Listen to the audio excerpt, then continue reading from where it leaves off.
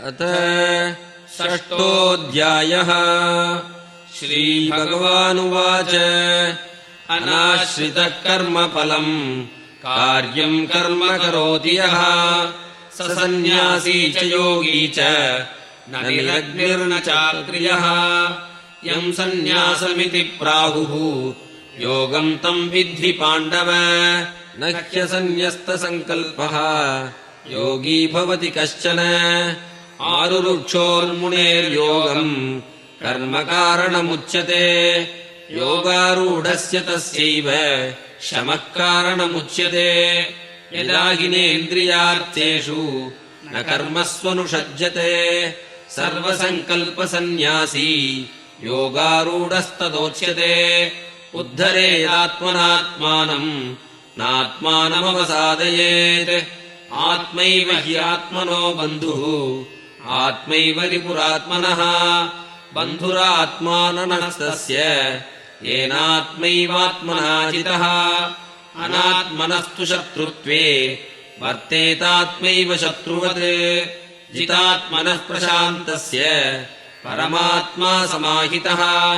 शीतोष्णसुखदुःखेषु तथा मानापमानयोः ज्ञानविज्ञानतृप्तात्मा कूटस्थो विजितेन्द्रियः।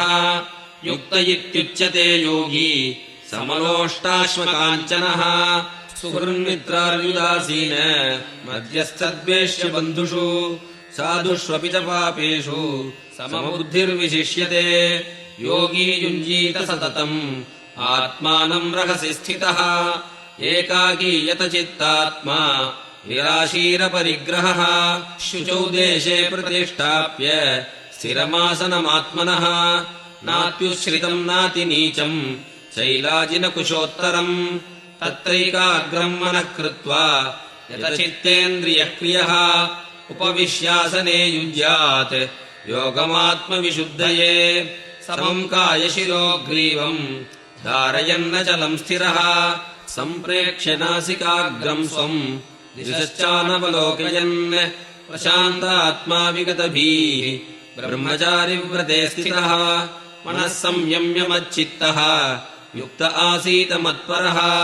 युञ्जन्नेवम् सदात्मानम् योगी नियतमानसः। शान्तिम् निर्वाणपरमाम् मत्संस्थामधिगच्छति। नात्यश्नतस्तु योगोऽस्ति न चैकान्तमनश्नतः। न चापि स्वप्नशीलस्य जाग्रतो नैव चार्जुन। युक्ताहारविहारस्य युक्तचेष्टस्य कर्मसु युक्तस्वप्नावबोधस्य योगो भवति दुःखः। यदा विनियतम् चित्तम् आत्मन्येवावतिष्ठते निःस्पृहः सर्वकामेभ्यः युक्त इत्युच्यते तदा। यथा दीपो निवातस्थः नेङ्गते सोपमा स्मृता। योगिनो यतचित्तस्य युञ्जतो योगमात्मनः। यत्रो परमते चित्तम् विरुद्धम् योगसेवया। यत्र चैवात्मनात्मानम् पश्यन्नात्मनि तुष्यति। सुखमात्यन्तिकम् यत्तत् बुद्धिग्राह्यमतीन्द्रियम्। एत्य यत्र न चैवायम् स्थितश्चलति तत्त्वतः। यम् लब्ध्वा चापरम् लाभम् मन्यतेनाधिकम् ततः। यस्मिन् स्थितो न दुःखेन गुरुणापि विचाल्यते। तम् विद्याद्दुःखसंयोग वियोगम् योगसंज्ञितम्। स निश्चयेन योक्तव्यः योगो निर्विण्णचेतसा। सङ्कल्पप्रभवान् कामान् त्यक्त्वा सर्वान् शेषतः।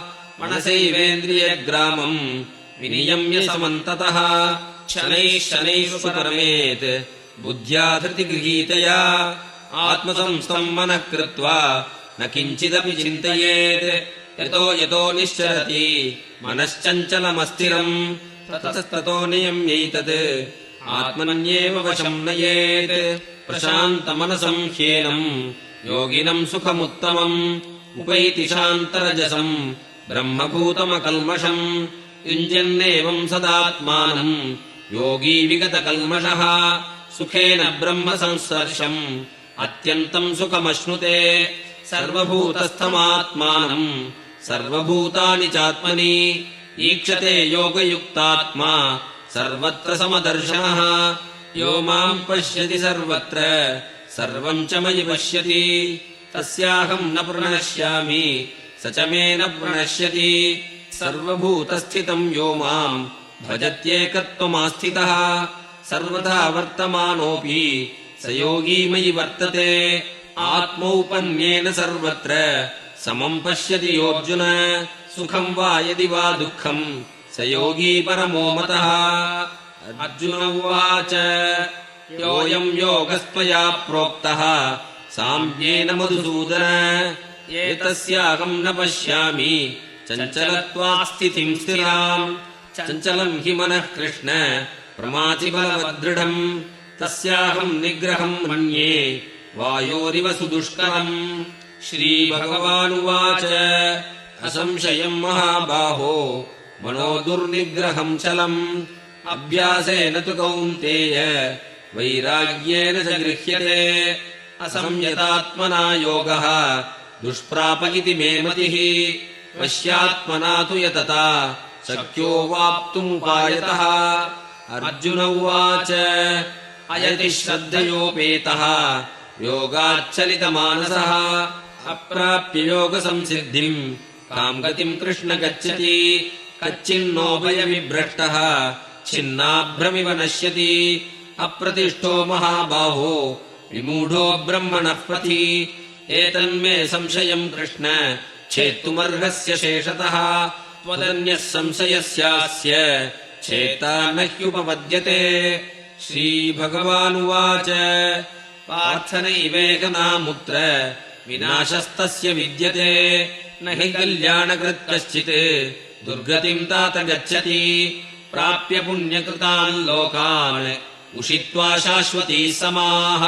शुचीनाम् श्रीमताम् गेहे योगभ्रष्टोऽभिजायते अथवा योगिनामेव कुले भवति धीमताम् एतद्धि दुर्लभतरम् लोके जन्म यदीदृशम् तत्र तम् बुद्धिसंयोगम् लभते पौर्वदेहिकम् यतते च ततो भूयः संसिद्धौ कुरु नन्दन पूर्वाभ्यासेन तेनैव ह्रियते ह्यवशोऽपि सः जिज्ञासुरपि योगस्य शब्दब्रह्मातिवर्तते प्रयत्नाद्यतमानस्तु योगी संशुद्धकिल्बिषः अनेकजन्म संसिद्धः ततो याति पराम् गतिम् तपस्विभ्योऽधिको योगी ज्ञानिभ्योऽपि मतोऽधिकः कर्मिभ्यश्चाधिको योगी तस्माद्योगी भवार्जुन योगिनामपि सर्वेषाम् मद्गतेनान्तरात्मना श्रद्धावान् भजते यो माम् समे युक्ततमो मतः ॐ तत्सत् इति श्रीमद्भगवद्गीतासु उपनिषत्सु ब्रह्मविद्यायाम् योगशास्त्रे श्रीकृष्णार्जुनसंवादे आत्मसंयमयोगो नाम 6ोऽध्यायः।